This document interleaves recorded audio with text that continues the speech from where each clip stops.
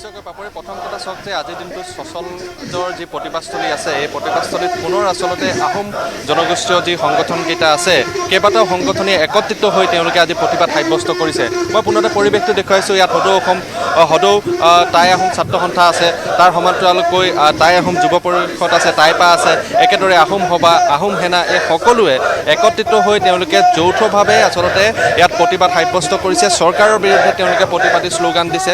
বিভিন্ন সময়ত আচলতে যিটো তেওঁলোকৰ মূল প্ৰসংগ আহোমসকলৰ যিটো মূল প্ৰসংগ জনজাতিকৰণৰ মৰ্যাদা, স্বায়ত্তশাসনৰ প্ৰদানৰ দাবী যি তেওঁলোকৰ দাবী উত্থাপন কৰি আহিছে দীৰ্ঘদিনীয়াভাৱে, সেই দাবী এতিয়াও কাৰ্যকৰী হোৱা নাই। সেয়েহে কেন্দ্ৰীয় চৰকাৰ আৰু ৰাজ্য চৰকাৰ দৃষ্টিগোচৰ হোৱাকৈ পুনৰবাৰ আচলতে আজি সচলৰ যি প্ৰতিবাদস্থলীত আছে এই প্ৰতিবাদস্থলীত তেওঁলোকে একত্ৰিত হৈ যিকেইটা আহোম সংগঠন আছে কেইবাটাও আহোম সংগঠন একত্ৰিত হৈ তেওঁলোকে প্ৰতিবাদ সাব্যস্ত কৰিছে। মই পুনৰতে আচলতে টাইপাৰ যিগৰাকী সভাপতি তেওঁৰ কাষলৈ যাবলৈ চেষ্টা কৰিম। প্ৰতিবাদ হৈ থাকে, তৎসত্ত্বেও কিন্তু চৰকাৰে কোনো ধৰণৰ আচলতে জনজাতিকৰণৰ মৰ্যাদাৰ প্ৰসংগত এতিয়ালৈকে কিন্তু কোনো সুদুত্তৰ দিয়া নাই। চাওক, বাৰে বাৰে আমাক প্ৰতাৰণা কৰি অহা হৈছে। আজি 2014 চনৰ পৰা অসমৰ প্ৰত্যেকটো নিৰ্বাচনতে, সেয়া লোকসভা নিৰ্বাচনে হওক বা অসম বিধানসভা নিৰ্বাচনে হওক, প্ৰত্যেকটো নিৰ্বাচনৰ পূৰ্বে বিজেপি দলে আমাক জনজাতিকৰণ কৰিম বুলি প্ৰতিশ্ৰুতি দিয়ে। প্ৰতিশ্ৰুতি দি আমাৰ ভোট লৈ তেওঁলোকে ক্ষমতালৈ অহাৰ পাছত বাৰে বাৰে আমাক আকৌ প্ৰতাৰণা কৰে। গতিকে এই প্ৰতাৰণা নাটকখন যথেষ্ট দীঘলীয়া হৈছে, প্ৰতিশ্ৰুতি যথেষ্ট হৈছে, প্ৰতাৰণা যথেষ্ট হৈছে। এতিয়া টাই আহোম জনগোষ্ঠী আৰু প্ৰতিশ্ৰুতিত বিশ্বাস নকৰে, সেইবাবে আজি টাই আহোম জনগোষ্ঠী ৰাজপথলৈ ওলাই আহিবলৈ বাধ্য হৈছে। এই টাই আহোম জনগোষ্ঠীক জনজাতিকৰণৰ স্বায়ত্তশাসনৰ এইটো যি দীৰ্ঘদিনীয়া দাবী, এই দাবীটো কংগ্ৰেছৰ দৰে বিজেপি দলেও কেৱল নিৰ্বাচনী বতৰণি পাৰ হোৱাৰ যি আহিলা হিচাপে লৈছে। আজি টাই আহোম জনগোষ্ঠীয়ে তাক ধিক্কাৰ দিছে। আজি 4টাকৈ টাই আহোম জনগোষ্ঠী শক্তিশালী সংগঠনে ইয়াত আজি আমি প্ৰতিবাদ কৰিছোঁ। আৰু আজি এই প্ৰতিবাদস্থলীৰ পৰা আমি এটা কথা সকীয়াই দিব বিচাৰিছোঁ, যদি শীঘ্ৰে টাই আহোম জনগোষ্ঠীক যদি জনজাতিকৰণ আৰু স্বায়ত্তশাসন প্ৰদান নকৰে তেতিয়াহ'লে কিন্তু 2026 চনত বিজেপিয়ে কেতিয়াও অসম বিধানসভা দখল কৰিব নোৱাৰিব, অসমত চৰকাৰ গঠন কৰিব নোৱাৰিব। আৰু ইয়াৰ বাবে প্ৰয়োজন যিমানখিনি কাম কাজ কৰিব লাগে টাই আহোম জনগোষ্ঠী কেওটা সংগঠনে একত্ৰিতভাৱে বিজেপি দলৰ বিৰুদ্ধে কৰি যাব। দিল্লী, দিছপুৰ সকলোতে আপোনালোকে প্ৰতিবাদ সাব্যস্ত কৰিছে, মুখ্যমন্ত্ৰীৰ লগত আলোচনাও হয় সঘনে, তৎসত্ত্বেও কিন্তু দাবীসমূহ কাৰ্যকৰী হয়। আচলতে আমি সকলো অসমৰ ৰাইজে, ছয় জনগোষ্ঠীৰ ৰাইজে এই চৰকাৰখনক আচলতে আমি শাসনত বহুৱাইছিলোঁ এটা কাৰণে যে আমাক ছয় জনগোষ্ঠীক জনজাতিকৰণ কৰিব বুলি আমি নৰেন্দ্ৰ মোদী ডাঙৰীয়াই যি প্ৰতিশ্ৰুতি দিছিলে সেই প্ৰতিশ্ৰুতি পূৰণ কৰিবলৈ আমি ভাবিছিলোঁ। কিন্তু আজিৰ দিনত তেখেতসকলে চৰকাৰ চলোৱাৰ পাছত যিটো আজি তেখেতসকলৰ প্ৰতিশ্ৰুতি যে ফুটুকাৰ ফেনত পৰিণত হৈছে, গতিকে আমি আহোম জনগোষ্ঠী আজি কেওটা সংগঠনে একত্ৰিত হৈ আজি আমি প্ৰতিবাদ সাব্যস্ত কৰিছোঁ। ইয়াৰ জৰিয়তে আমি তেখেতক বুজাব বিচাৰিছোঁ যে অনাগত সময়ত যদি তোমালোকে আহোম জনগোষ্ঠীৰ জনজাতিকৰণৰ লগতে ছয় জনগোষ্ঠী জনজাতিকৰণ মৰ্যাদা প্ৰদান নকৰে, আৰু ইতিমধ্যে আহোম ৰাইজে এটা কথা প্ৰতিপন্ন কৰি দেখুৱাইছে। আপোনালোকে সকলোৱে জানে যোৰহাট লোকসভা সমষ্টিত এবাৰ আমাৰ গৌৰৱ গগৈ ডাঙৰীয়াক আপোনালোকে ভোট দি আহোম জনগণে এটা প্ৰতিপন্ন কৰি দেখাইছে যে এই চৰকাৰখনৰ পৰা বিশ্বাস নাই। 26 চনৰ আগে আগে যদি আহোম জনগোষ্ঠী জনজাতিকৰণ মৰ্যাদা প্ৰদান নকৰে, লগতে আমাৰ যিটো দীৰ্ঘদিনীয়া দাবী স্বায়ত্তশাসন প্ৰদান নকৰে, কিন্তু অনাগত সময়ত কিন্তু আহোম ৰাইজে ঐক্যবদ্ধ হৈছে, মাৰ বান্ধি থিয় হৈছে যে এই চৰকাৰখনক আমি ব্ৰহ্মপুত্ৰত উটুৱাই দিবলৈ আমি সকলোৱে বাধ্য হৈ আজি ঐক্যবদ্ধ হ'বলৈ চেষ্টা কৰিছোঁ। মই অকণমান আপোনাৰ ওচৰলৈ আহিছোঁ। প্ৰতিবাদ চলি থাকিব নেকি? এনেকৈ আচলতে আমি দেখিছোঁ দীৰ্ঘদিনীয়া এটা দাবী, ইমান প্ৰতিবাদ হৈছে, এই প্ৰতিবাদ ইয়াত হৈছে, দিছপুৰত হৈছে।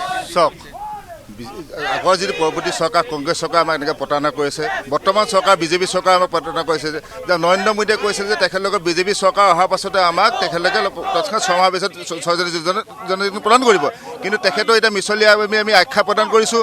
লগতে আমাৰ অসম চৰকাৰ হিমন্ত বিশ্ব শৰ্মাৰ লগতে বৰ্তমান চৰকাৰ বিজেপি চৰকাৰকো আমি মানে গৰিহণা দিছোঁ যে তেখেতলোকে আমাক প্ৰত্যেকতে ইলেকশ্যন বতনি পাৰ হ'বৰ কাৰণে তেখেতলোকে আমাক জনজাতি প্ৰদান কৰিব বুলি কয়। কিন্তু আগন্তুক 2026 চনৰ আগত যদি আমাক জনজাতিকৰণ প্ৰদান নকৰে, ইলেকশ্যনৰ আগতে আমাক জনজাতি প্ৰদান কৰে, যদি নকৰে আমি তেখেতলোকক আগন্তুক মানে বিধানসভা ইলেকশ্যনত মানে এইবাৰ শাসন কৰিবলৈ ৰাতিপুৱা আমি তেওঁলোকক আঁতৰাই দিবলৈ বাধ্য হ'ম।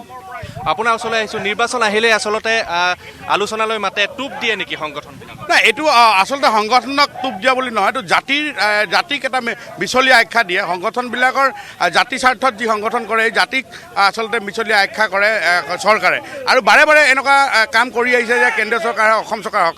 আমি স্পষ্টভাৱে ক'ব বিচাৰোঁ 36টা সমষ্টি আপাৰ অসমত যি আমাৰ দপদপাই থকা সমষ্টি আছে, এই সমষ্টিকেইটাত আহোমৰ সমষ্টি।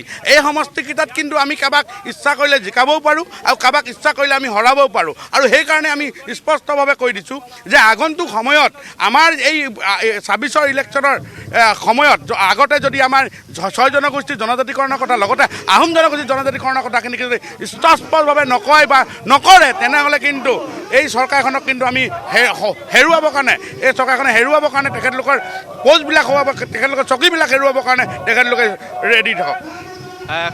যেতিয়া আচলতে বিজেপি চৰকাৰ আহিছিল ২০১৬ চনত তেতিয়াৰ পৰা আচলতে এইসমূহ প্ৰসংগ উত্থাপন হৈ আহিছে। তেওঁলোকে নিৰ্বাচনী প্ৰচাৰ চলাব যোৱাৰ সময়তো এইসমূহ প্ৰসংগৰ কথা কয় যে জনজাতিকৰণ হ'ব। যেতিয়াৰ পৰা দীঘলীয়া কংগ্ৰেছ চৰকাৰ গ'ল, বিজেপি আহিল, চলি আছে। হয়, আচলতে মোদী ডাঙৰীয়াই যেতিয়াই প্ৰথম প্ৰধানমন্ত্ৰী হৈছিলে তাৰ প্ৰাক্ষণতেই নিৰ্বাচনৰ প্ৰাক্ষণত তেওঁ এটা কথা স্পষ্টভাৱে কৈছিলে যে তেওঁ শাসনৰ গাদীলৈ অহাৰ ছমাহৰ ভিতৰত এই অসমৰ যি ৬টা জনগোষ্ঠীয়ে ইতিমধ্যে জনজাতিক বিচাৰি আছে সেই ৬টা জনগোষ্ঠীক তেওঁলোকে জনজাতি মৰ্যাদা প্ৰদান কৰিম বুলি প্ৰতিশ্ৰুতি প্ৰদান কৰিছিলে। কিন্তু তেওঁ 10টা বছৰ পাৰ হৈ যোৱাৰ পিছতো 2টা কাৰ্যকাল সম্পূৰ্ণ হৈ 3 নম্বৰটা কাৰ্যকালত তেওঁ ভৰি দিয়াৰ পাছতো কিন্তু এই গোটেই বিষয়টোক আচলতে তেওঁলোকে কেৱল মাত্ৰ নিৰ্বাচনী ইস্তাহাৰত ব্যৱহাৰ কৰিছে, কেৱল মাত্ৰ নিৰ্বাচনী ইছ্যু হিচাপে তেওঁলোকে ব্যৱহাৰ কৰি আহিছে, নিৰ্বাচনী বৈতৰণি পাৰ কৰা এটা আহিলা হিচাপে তেওঁলোকে ব্যৱহাৰ কৰি আহিছে।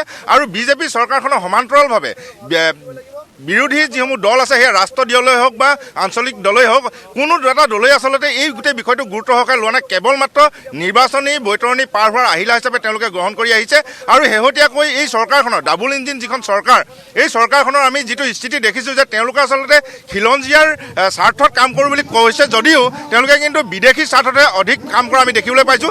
শেহতীয়া তেওঁলোকৰ যিটো স্থিতি তেওঁলোকে তাত স্পষ্টভাৱে প্ৰকট হৈছে যে তেওঁলোকে ইতিমধ্যে কা আনিলে, আকৌ 1971 চনৰ যিটো ভিত্তিবৰ্ষ সেইটোকে তেওঁলোকে গ্ৰহণ কৰিলে আৰু বিৰোধীসকলেও সেই 1971 চনৰ ভিত্তিবৰ্ষটোকে তেওঁলোকে মানি লৈ পিনে তেওঁলোকে কেক কাটিছে, মিঠাই বিতৰণ কৰিছে। কিন্তু এই যিটো বিষয় এই বিষয়টোৱে কিন্তু খিলঞ্জীয়া মানুহক কেনেকুৱা এটা বিপদৰ মুখলৈ ঠেলি পঠিয়াইছে। আৰু এইখিনি সময়ত সঁচাকৈ খিলঞ্জীয়া মানুহৰ প্ৰভুত্ব ৰক্ষাৰ কাৰণে এই 6টা জনগোষ্ঠীক জনজাতি মৰ্যাদা প্ৰদান কৰাটো কিমান প্ৰাসংগিকতা আছে সেয়া কিন্তু আজিৰ তাৰিখত অসমৰ প্ৰতিজন ৰাইজে বুজি উঠা উচিত। আৰু আগন্তুক 2026 চনৰ নিৰ্বাচনৰ প্ৰাক্ষণত যদি এই 6টা জনগোষ্ঠীক আহোমৰ লগতে অন্য যি 5টা জনগোষ্ঠী গোটেই 6টা জনগোষ্ঠী জনজাতি মৰ্যাদা প্ৰদান নকৰে তেওঁলোকে কিন্তু ইয়াৰ সম্পূৰ্ণ বিৰোধী আমি স্থিতি গ্ৰহণ কৰিম, চৰকাৰী বিৰোধী স্থিতি গ্ৰহণ কৰিম। আৰু এই ক্ষেত্ৰত ধন্যবাদ জনাইছো আপোনাৰ জৰিয়তে।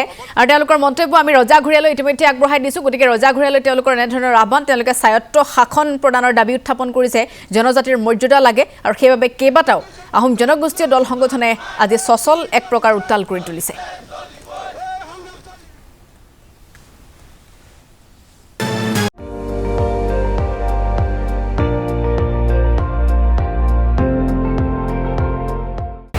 আপুনি চাই আছে ND24, সৰ্বশ্ৰেষ্ঠ নহয় সৰ্বোত্তমৰ দৌৰ।